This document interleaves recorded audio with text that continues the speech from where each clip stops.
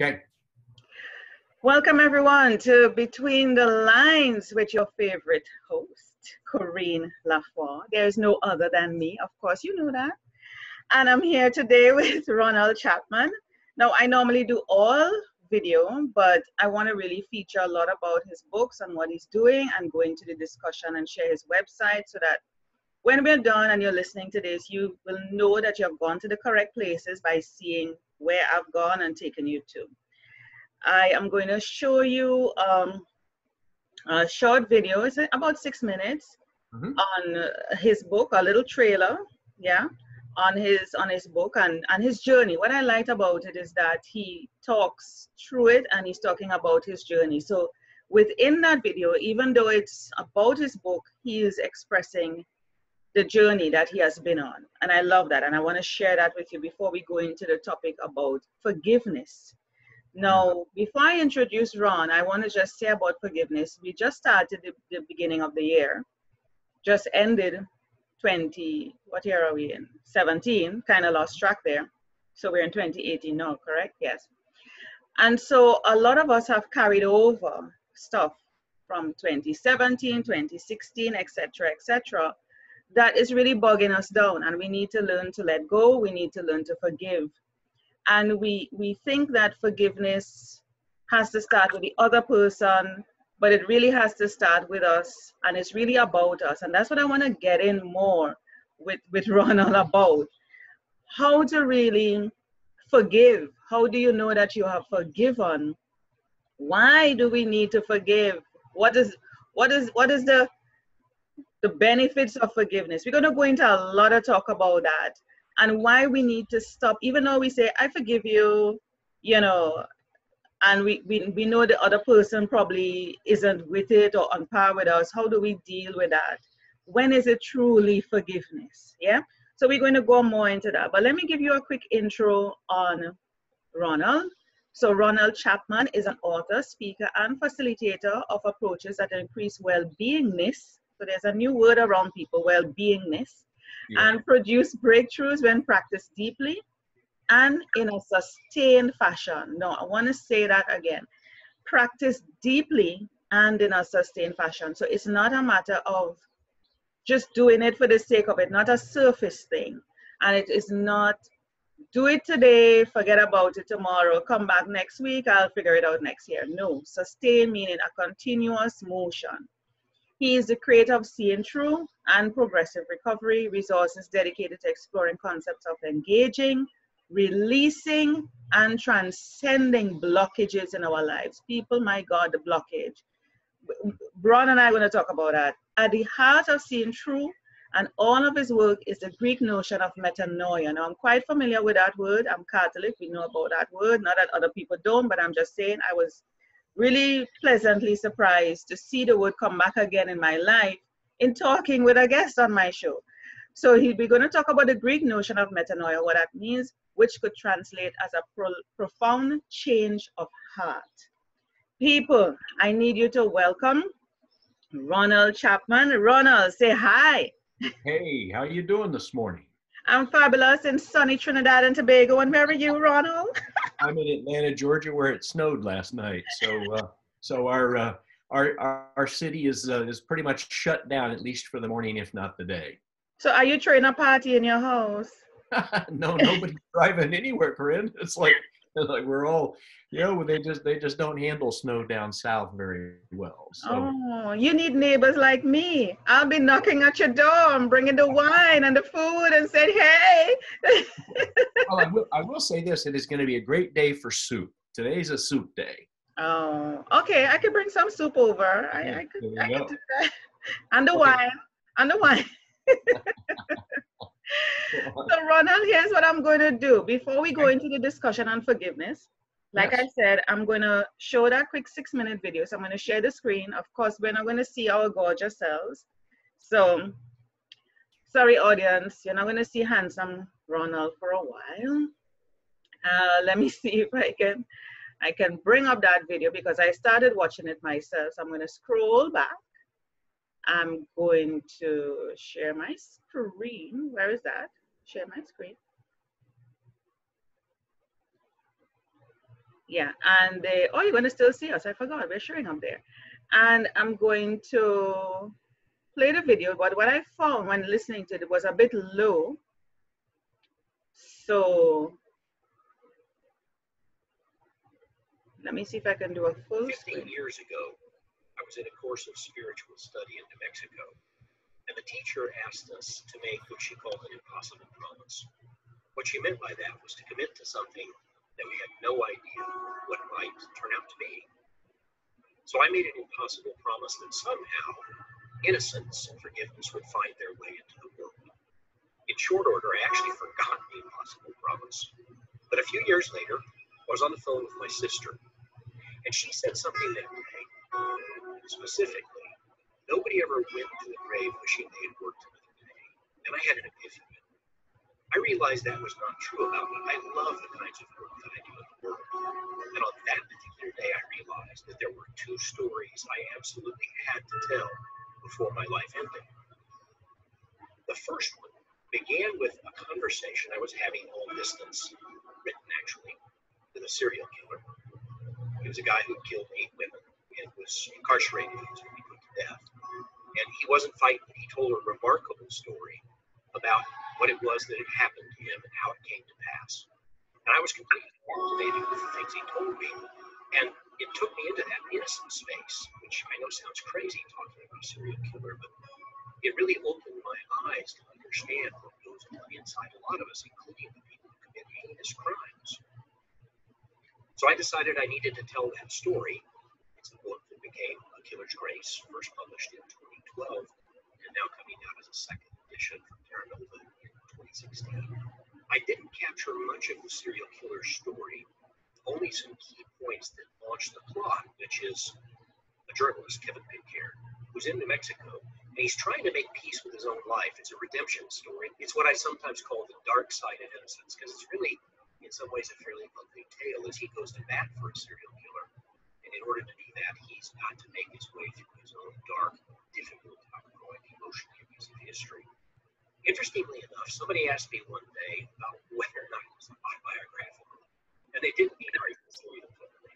They meant, like, what part of this story is yours? Pitcairn, the journalist, who's working this deal out, he is very much me, although our stories are much different. I too have been seeking this kind of redemption that comes as a result of reconciling to one's past. So for me, it was my own innocent story, trying to find my way to innocence.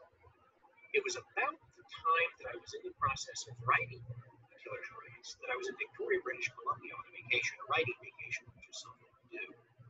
And I went out for an urban walkabout that day with a backpack and my laptop, newspaper, and things to read, things to write in.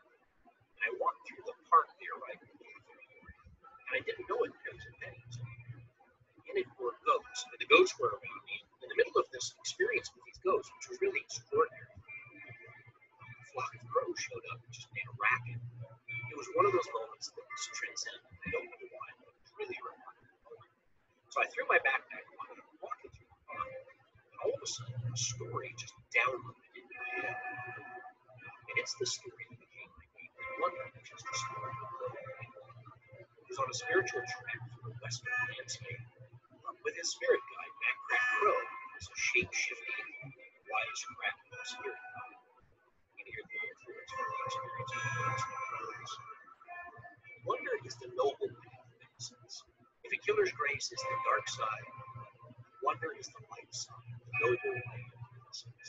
And it's really a uplifting story, and I loved it so much. The crow is now tattooed on my chest, and my daughter, who owns a tattoo shop, says that it was a really extensive tattoo for a first tattoo for an old guy. It wonders innocence is my innocence. I'm certainly Matt Crack, the wise, shape-shifting form, I think. And there's another character in there, an old goat named Nora, who's a very, very old soul who's wise. He too is me. Both these stories are coming out in 2016, which is remarkable, connecting back to the impossible promise that somehow this message would find a way into the world. In the middle of all this, my nonfiction publisher, Ozark Mountain Publishing, decided that they would put out my audio set, The Way of Spirit, which is another variation of this theme of innocence. It's a fairly dense exploration of how spirit works in the world, how it plays out in So here I am with a trifecta. I've got these two books that I just had to write, telling the stories that were essential. The spiritual framework, which I just knew had to come into the world. And it all coincides with my 16th birthday, which has got to be a really, really good sign. I have this incredible humility about this coming forward and a deep gratitude. But another piece of this that I have to tell the story is my other toils. That's my mother, Brianne. We're actually my stepdaughters. Wonder is dedicated to them. They've been an incredibly important part of this ride. That spiritual teacher wanted me to make an impossible promise. That's because they love me and I take it. I think that's as fair as so. And so even this recording is dedicated to them. They volunteered to be my kids, and what I volunteered to be my dad is a beautiful outcome. So I need your help. It's been really clear to me that I can't get this message out by myself. So I'm asking you to check out these books, the audio set. If you like what you hear, pass it on, because the message of innocence and forgiveness needs to find its way. My name is Ronald Chapman. I guess the truth is, I'm just going to help tell these stories. Awesome, awesome, awesome, awesome. Awesome. Even though the audio was low, Yeah. I still left it to run. I was tempted to stop it, but something compelled me to just let it run, because persons listening can put on their headset and hear it a bit better if they're really interested. Mm-hmm. Let me just come out of this, stop the share here, and get back to us. All right. There you are. Yes. Ronald, the Yeah. bits and pieces that I picked up were amazing. Your journey, your ability to see the beauty in things, make the connection. That only happens when we are quiet, when we walk out in nature and we just allow things to be. Mm-hmm.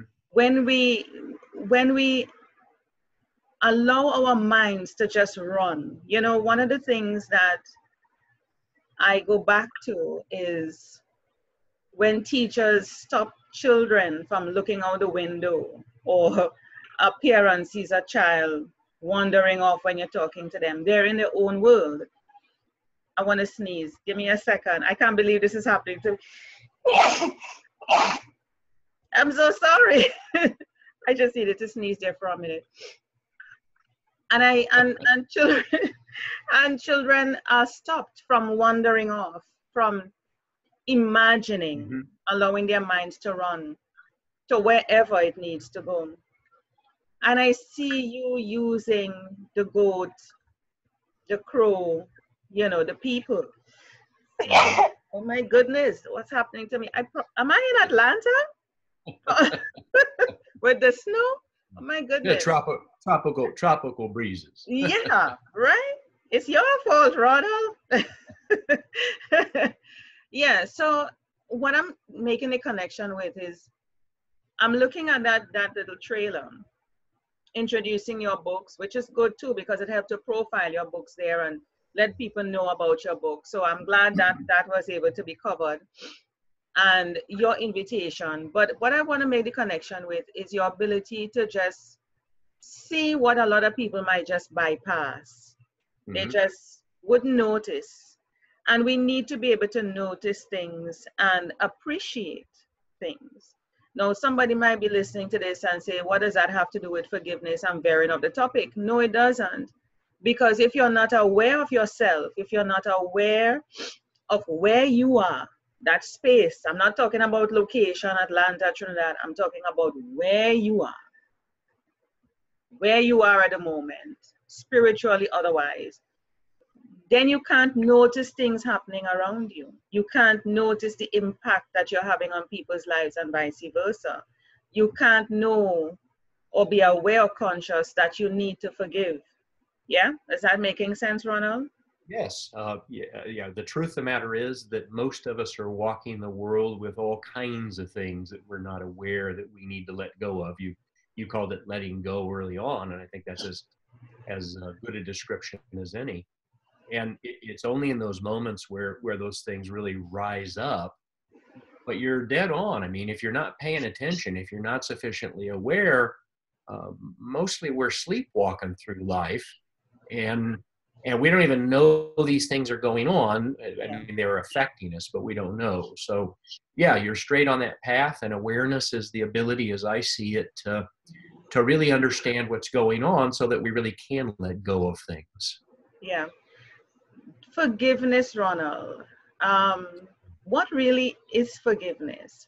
Is it just saying, somebody step on you or somebody do you something wrong and you say, I forgive you? But deep down, you're still thinking badly, planning, attacking. You see the person and you're not speaking to them. What really is forgiveness? Well, I mean, I used the word in the video that you played, but we're really talking about releasing, right? Letting go. It's a great word. There's that great image we have of, I'm sure everybody's familiar with the story of Jesus turning the other cheek, and the proposition is that in order to turn one's cheek and allow something to happen again, presumably, you have to perceive no wrong. That for whatever reason, and it doesn't mean we aren't injured, although we have to get over that too. Yeah. But I mean, eventually we're asked to understand that people are doing the very best they know how. It may not be useful. It may be ugly, like serial killers. Yeah. To understand that they're doing all they know how to do. And oftentimes what people will say, Corinne, is, oh, you mean we do nothing? It's like, no, we may have to act, but we act without condemnation or judgment. We act out of clarity. And so I would argue that forgiveness ultimately is perceiving no wrong. Even when you've been injured, figuring out how to get to the place, because when we finally reach that moment where we understand there's no wrong intended, the releasing is a whole lot easier. It's easy to say that, Ron, because it's easy to say that because I'm thinking with the serial killer situation. Yeah. When it's home, when it hits home, it's a different story. When it's outside of us, we can say that, forgive. And we wonder, there are people who have actually, these situations have hit home and they have forgiven their killers. They have taken a child from them, a loved one, whatever, and they actually go to the prison cell or whatever and forgive the person. Right. And you wonder how is it possible? What are these people made up of? What makes them strong enough? Spiritually strong, human, to be able to forgive the killer, the person who hurt them. Forget being a killer, but let somebody hurt you, have done you something emotionally, and you forgive them. How do you do that? What are you made of? Well, I'm going to tell you a real quick little story. I was doing a book signing in Santa Fe, New Mexico, and a woman was at the signing and she came up afterwards because she wanted to know, this subject right here, how do we forgive? Because her sister had been murdered, and she had been in a long conversation, writing a book actually, with her killer, who was incarcerated in Florida. And it was such an interesting, I won't tell you the whole backstory, but what she told me was really profound. She said, Ron, I completely understand how this happened. I have so much compassion for this guy who killed my sister, but I can't quite forgive yet. And so she made this really important distinction in my mind between understanding, having compassion for, versus actually letting it go. And she was in process, I would say. And so she too was asking that question. What I have found with myself and with the practices that I've worked with in the world is that in the end, it is an inside job. You said this earlier on, that forgiveness is an inside job. That eventually I have to find a way to let go of my sense that I've been injured. Mm. And you're right. That's spiritual high ground, Corinne. That's not easy. That's high ground. Oh yeah. Oh boy. And That's and high ground. and some would say, well, why in the world would I want to do that? Well, the main reason we would want to do that is to be free of the burden of things that we have not let go of. I was in a conversation with Stephen Levine, the great Buddhist teacher practitioner who passed, I guess, 2 years ago now, and he made a really profound observation that day. He said, Ron, we're not looking to just be uninjured. We're looking for that place within us that is uninjurable. And so, I mean, that again, that's high spiritual playground. But what he's pointing to is to get past this mortal self that takes things on, and truly to work at the level of what some might call the soul. And the only way I've found that we can do that is we have to over and over again deal with the sense of injury, of woundedness, of resentment, grievance, etc., and keep working over and over again to let it go. And I actually, I'm going to stretch myself here a little bit. I actually don't know that we forgive. I think what happens is we let go and let go and let go, and forgiveness comes to us. That seems closer to my experience of it than forgiving, because honestly, when I have really felt wronged, it's really hard. It's really hard to let go of. So it takes a lot of work to get done with that. What I'm hearing you saying is that, and I want people to get this, is it's not a snap action. Right. It's a process. And nobody's saying something happened to you now, you're going to forgive right after, or you're going to forgive next week. There is no timeline. There is no deadline to say, well, he did you wrong today, so by next week you're going to forgive him and everything will be all hugs and kisses. No, it can take you years. It can take you up to your deathbed. It can take you probably beyond that. I don't know. Nobody knows. But what it does take is action on your part. Yes. It does take action on your part. And you say an inside job and spiritual high ground. Mm-hmm. Yeah, because, you know, when you talk about be the better person, be the bigger person, yeah, it takes all of that combined and more. A willingness to look beyond. So it's all that inside work.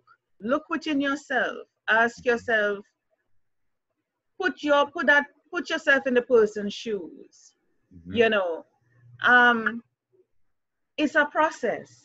It's not going to happen instantaneously. And it's okay. It's okay. Because, and nobody should judge you if you are not at that point of forgiveness, if you are not ready to forgive. Because as I'm saying this, Ron, and I mean, you could chime in anytime, you know, people in relationships, they're still angry over divorce, over children from divorce, parent separation, you know, their spouse do them whatever it is, both the men and the woman side, and they're still carrying a lot of anger. Mm-hmm. And somebody might say, it's been 10 years, 15 years, 20 years, you still with her? That's okay. That's okay. You're not ready to release, like you say, to let go. You're still dealing with that hurt. You're still going through. You know, some of us really need more help than we think we do. We think we're strong enough to handle it. So we need more help. And so that's another part of forgiveness too. The journey is not you alone. I don't know if you agree with that or not, Ronald. Well, yeah, actually what I was thinking about as you were talking that through is that one of the hardest questions we have to ask ourselves is, why are we still holding on to the wound? Yeah. That's a really, because the focus. Yeah. Why are we still holding on? Because what do we get from that? Let's talk about that. Why are we still holding on to it, Ronald? Well, I mean, probably. I mean, there's probably a range of answers, but in part, we like some of us like the sense of having been victimized. We like being able to say that this happened to us. Some of us like the drama. that comes with the stories that we tell. Some of us don't know who we would be if we weren't that person who has been injured by the experience. Sometimes what I find is that the issue is that there's actually nothing the other party could do that would make it right, because we are insistent on holding it over their head. Yeah. That we just won't relinquish it. Yeah. And so the reason I think that becomes such a really important piece of the conversation with ourselves is, I mean, we can focus on what the other person did for long periods of time. Ultimately, we have to ask the question of what it's going to take for us to let go. And you mentioned something really interesting. You mentioned it may take until your deathbed, because isn't that the story we hear, right? That someone's been carrying a grievance for 30 years and they realize they're getting ready to check out. They're going to die. And they go, you know, I don't want to take this into the afterlife with me. I'm gonna like figure out how to let this go. And so it's like under extreme duress, right? We'll go, okay, heaven or hell, So, and I guess I should just add, one of the things I found to be really fruitful in helping people get done with stuff is to actually have them write an inventory of the price they're paying for something. Oh, you know, the psychic burden, the interference with relationships, the breakdowns in families, all the stuff that the grievance represents. Because at some point, for some people, when they list enough things that are the price they're paying, they'll reach this place and take a deep breath and say, you know, I just need to get done with this. I'm not willing to do this anymore. Ronald, my God, listen to me. You are punching me here. You are punching me. you are throwing some serious value in this discussion. And I wanna come back to when you were, you know, listing out a couple of reasons why we want to hold on to this thing.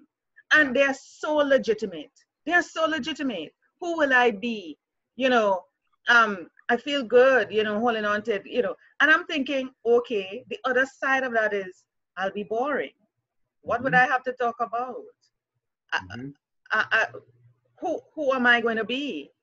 I have to have something to quarrel and talk about every day, or else, you know, it's like this thing that you're holding on to, which is actually killing you, is defining who you are. Are you prepared to be defined by by such weight, burden, guilt, anger, hate, resentment? Yeah. Are you willing to go through life like that? Like when you said on your way checking out, you suddenly like, oh my God, it's heaven and hell. But you're actually living heaven and hell on earth right here. So why do you think that as soon as you're about to check out, you want to forgive everybody? You should have been doing that from before. Well, there's that moment of clarity, a moment of metanoia, right? I know you love that word. Yes. When you realize that your life's getting ready to end, where you start deciding you're going to have to deal with some stuff. Apparently, that happens for a lot of us. Yeah. And what I'm hopeful people can do, and the reason to talk about this, and I'm delighted that you know this is a subject you wanted to work your way through with me, is what I want people to do is be honest with themselves about what the price is, about why they're doing it, their sense of justification, self-righteousness, whatever. Because I know over and over again what I've seen is when that moment of clarity comes, when the metanoia strikes, it's like, oh, I'm so willing for this to be different. Yeah. And it's like magic. Yeah. But you can't get to the magic till you reach this moment, this stepping off point. Yeah. And so you're right. I mean, sometimes these things take decades to get done with, depending upon how we're holding them. And the people I most admire are the ones who have stayed with it and have figured out how to do it over time. And you know, that my hat's off to folks who are able to get it done, because it is really hard to do sometimes. But I'm not willing to carry the burden anymore, to use that word. The price. I love that. And I want to share a personal forgiveness. You know, I remember my son, I have two boys, and I remember when they were younger, I remember my eldest did something to the younger one, and It should not have happened. And I was extremely upset, consumed, with such anger. And I remember one night I went into their room and I was standing up, telling him about it again. And in standing up, Ronald, I'm talking to him in the dark. We were in the dark. They were about to go to bed. And in continuing talking to him, I just felt a presence come over me. I am very serious when I'm saying this. Yep. And it's like everything that I was saying, I just stopped mid-sentence. Mm-hmm. Wherever I'd reached, I just stopped. And I just said, something happened a while ago. And I forgive you. Yeah, I forgive you. And I knew that was a spiritual confrontation I just had. I felt the presence come over me because it was like, Corinne, let this go. Mm-hmm. Corinne, you're getting angry. You need to let this go. It is not serving you. Mm-hmm. And how I knew it was forgiveness too. And I'm saying it even up to today, and it's been years. I cannot, because I was saying to you earlier in the show, how do you know it's true forgiveness? And I can tell you when you know it's true forgiveness. You know it's true forgiveness when the situation comes back, because the devil is so busy, he will bring back the memory to try to stir up those emotions again. Mm-hmm. And in stirring up those emotions, you feel nothing. Right. You don't feel that anger, that hate anymore. You're not moved. You're mm-hmm. not moved. I am telling you, you're not moved. And it doesn't mean that you don't have the feeling, but because you have released it, because you have let it go, there is nothing that can come over you or come to you or stir that up again. That is when, for me, that's my personal experience sharing here with you. Yes. And with everybody, that is how I knew it's true forgiveness. Now, for somebody else, it may be different. Yeah. But I don't think it's going to be far different, because I've heard persons say to me, they're not moved. It doesn't affect them. Right. And that is just with my son when they were younger. And I share that because forgiveness doesn't have to be something big. Now, there's a big vehicle coming through here, popping his horn. I have no control, so just work with it. Okay. So the forgiveness is about a lot of, a lot of little things. So yes. If you're having a hard time dealing with the bigger issues, let's prioritize them. You talk about an inventory, then deal with the smaller ones and work your way up to the big one that is really going to kill you, or you think it's going to kill you, because you think it's going to kill you, but it's not. Mm-hmm. So work with the smaller ones. And, as I say, up to today, if I think of that situation with my son, I don't feel the anger. And no matter how much I try to conjure up the anger, bring it out, it's just not working. Mm-hmm. So I knew then and there, and then that feeling that came over me, I knew then and there that I had forgiven him, and there's nothing. I've had that same experience, and others have as well, where it's just lifted. I mean, it's gone. It's gone. Somebody once described it. I was talking to a guy, and he said, it's like something that is malignant is suddenly rendered benign and no longer has the power to harm us. Yes. And it's not that it's gone, it's that it's lost its power. The charge is gone. I love that. I think that's exactly right. And the thing that has driven a lot of people crazy, as I've talked with them over the years, is they want to know the formula. and I think the honest answer is that there's not a formula. There's no formula. 1 + 1 = 11. No, that cannot work. You let go, you let go, you let go, you let go. You have a hard talk with yourself over and over again. And there comes this moment, the moment of epiphany, right? Where all of a sudden it's like it's radically altered. And we know those things happen, and most everybody's experienced it. my work is trying to figure out how to replicate that over and over again, because I'm just convinced the process works. Well, I know it does. It works over and over again to let go of things. But it is not, you got to be kind of committed to the idea that you're not willing to walk the world with those grievances.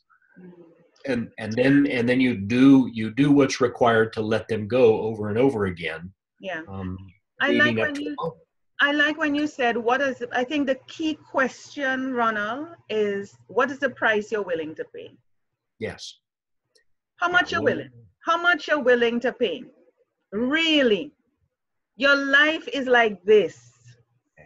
This is our life. A little thing. It's not this as some people think. It's this in the whole spectrum of time.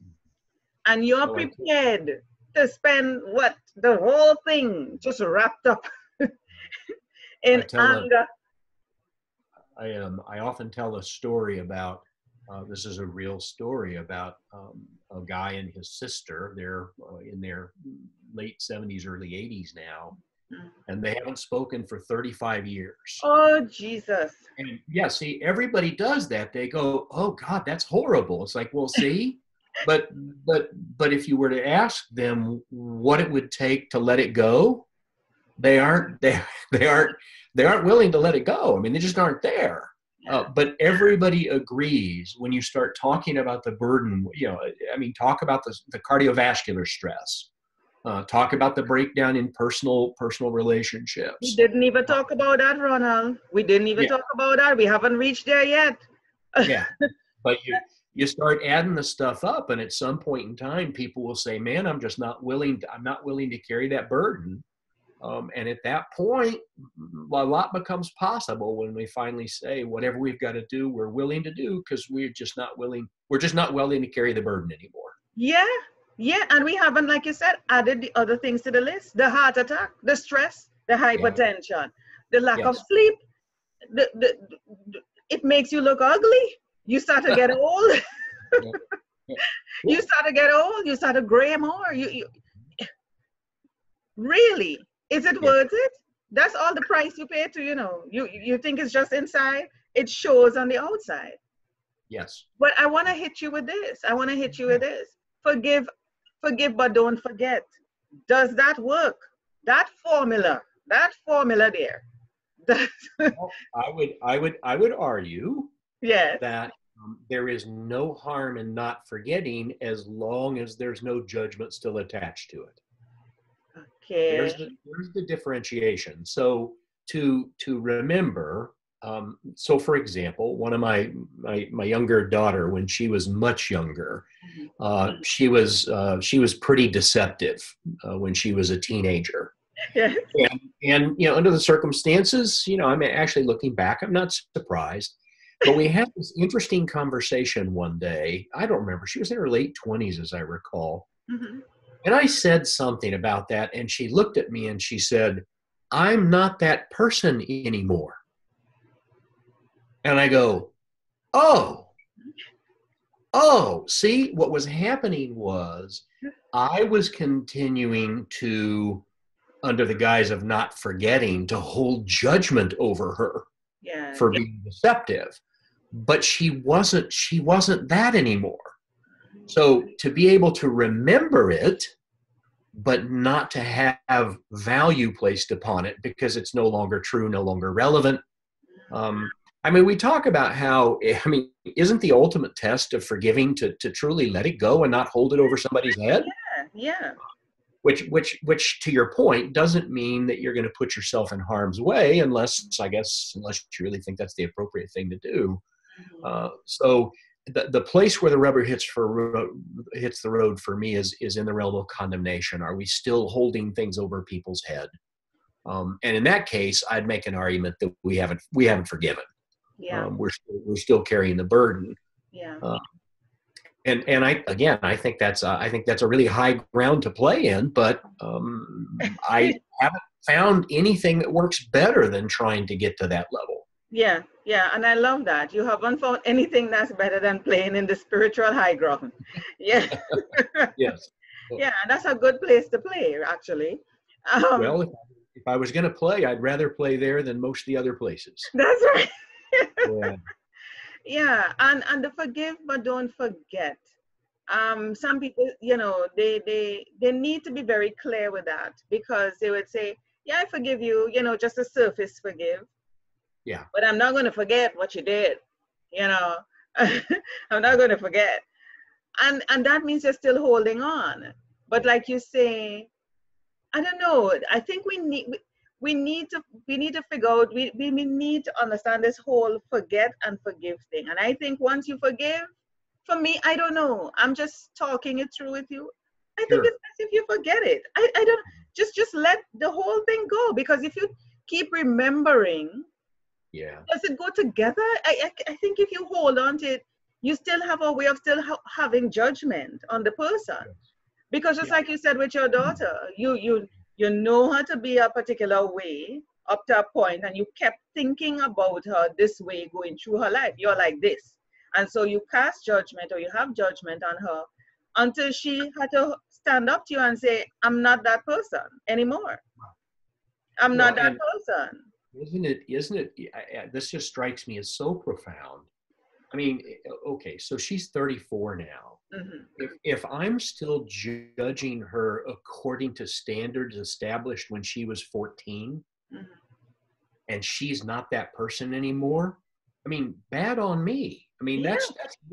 that's really inappropriate, and it takes us into the realm. I was reading a recent article about someone who committed a murder when they were 15, as I recall, and Wow.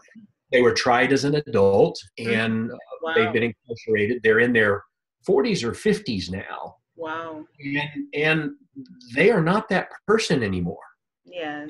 I mean, so 35 years later, let's say, they're a model. They're a model member of that community. They have finished their education while incarcerated. They've got lots of good indicators in their file.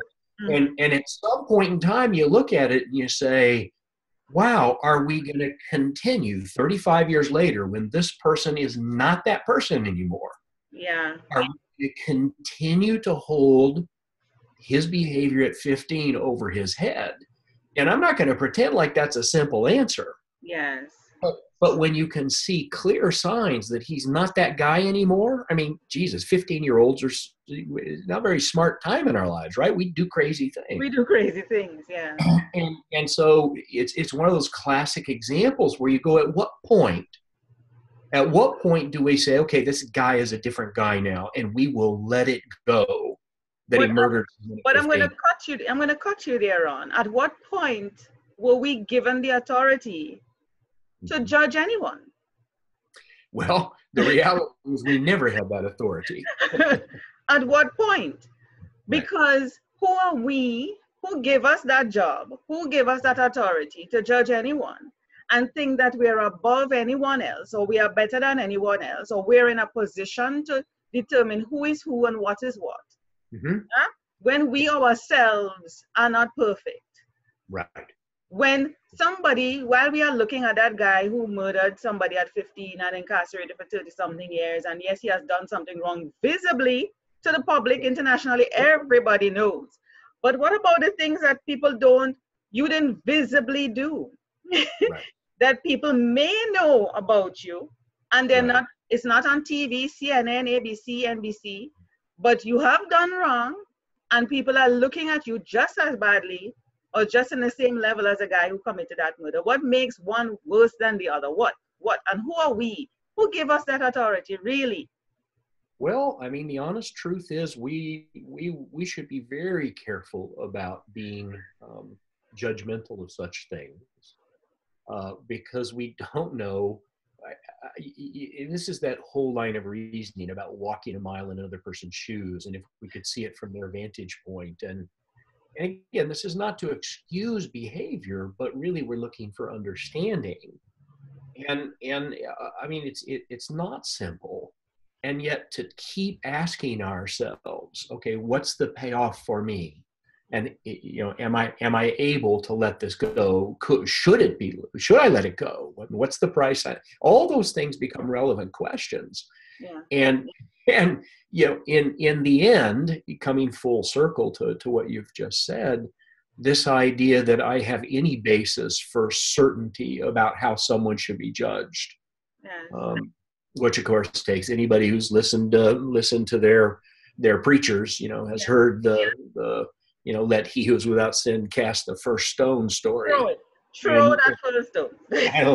Yeah. So, and of course, it goes without saying that there are any number of good deeds that people have done that we likewise don't know about. That's right. Yeah. So over and over again, what it brings us back to is why am I holding on to it? What would it take for me to let go? What's the nature of the holding onness on my side of things? Yeah. Because the price is typically quite high. Ronald, you know what's running through my mind as I'm talking to you and you're saying that? We're in 2018, and yes. Let's let go of everything that has happened before today. Today is the 17th, is it? So from the moment, this moment going back, let's forgive and forget. Let's start a new chapter, a new page. And I'm saying this to the people, to the people who are listening or who will be listening to this. Let's start a new chapter, blank page, blank slate.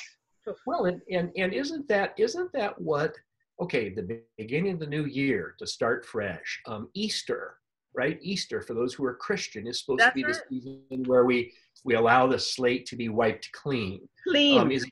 Is it Yom Kippur in the Jewish tradition? Yeah. Where they essentially are they're going through their own letting. I think this is correct. They're going through their own letting go. So I mean, every one of our philosophies and spiritual paths has built into this idea that we're going to need to let it go, get the slate clean, and go forward. That's right. That's right. But it is obviously not so easy as that. Otherwise we would all do it, wouldn't we? Yeah, well, I'm encouraging people who listen to this or who will be listening to this to wipe it damn clean. Just wipe it clean. And we talk about a formula. I want us to come up with a sort of formula. It mightn't be scientific, who cares? But a formula from today on that when persons listen to this, they can adopt that formula. They can amend the formula. They can customize it to their life. And I want them to perpetuate this formula that we're going to talk about to others. So we have gotten rid, forgive and forget, moved on, clean slate as of today. We're not waiting until Easter. We're not waiting until Yom Kippur. We're not waiting until nothing. We're doing it from now. And what is it that we can tell persons starting now, Ronald? Right. How to let go, how to release, how to not pay that price, not to give up the rest of their life, whatever time that may be in the spectrum of whatever God has given us, because we have no idea when that time will be. Yeah, What do we tell persons to help them to move forward, to be happier? I think the starting point is first to be honest with yourself about the grievances you're holding. Second, ask yourself what the price is you're paying for it. I think that's so important. Third, I think, is to ask the question of why you're still holding on to it. I think those are like the starting points. Then we shift and say, okay, what are the things I can do where I can actually begin to practice letting go? Will that be my prayer life? Do I need someone, whether it's a formal confession in my faith, or whether it's the discussion with another human being, a spiritual advisor? Do I need to journal about this? Would I be wise to approach the person I'm holding the grievance? I mean, that's a big playground. Do I need to approach them and have the conversation? I mean, essentially all of those last four about what we can begin to do are where we engage in resolution, whether it's prayer and meditation, whether it's some kind of a confession practice, some kind of a journaling practice, approaching somebody, even a third party, restorative justice practices, where once we're convinced that we have to get done with it, Then there's these activities we can do to begin to engage, and then keep coming back over and over again to ask why I'm still not finished with it. What am I still holding on to? Why does this continue to seemingly pay off for me? Yes. And cumulatively over time, going back to an earlier point you made, cumulatively over time, the releasing will take place, just like you described it. There'll come the moment when you suddenly realize the burden of it is gone. Yeah. And if you're really honest with yourself, you'll say, well, how in the world did that happen? And we'll all smile and go, well, it's a miracle. That's right. That's right. Because it does take a miracle. It does take a miracle. It does take a miracle. And you would realize, you know, most of the time when I talk to people about these things, they're like, what took me so damn long? What took me so damn long? When they realize the joyous, happy, free life that they're living, why was I holding on to this damn thing? What took me so long? I've wasted so much of my years. Why? So I don't want people to hold on, because the price you're paying is not worth it. Right. Is not worth it for the joy that is waiting there for you, just waiting there for you, because you're just not willing to let go. Yeah, I have a phrase I use often now where I say, what we're looking to do is to put it to peace. Put it to peace, whatever it takes. Yeah. Because my goodness, we sure do spend a lot of time disturbed by these things. And if we could find a modicum of peace to live with ourselves, that would be a really good outcome, I think. Yeah. And some of us, you know, like you, Ronald, had to go on a journey, a spiritual journey. I want to add that to the list of things that you suggested. Sometimes we need to take a trip. Yeah. You know, we need to take a trip to a place we have never been.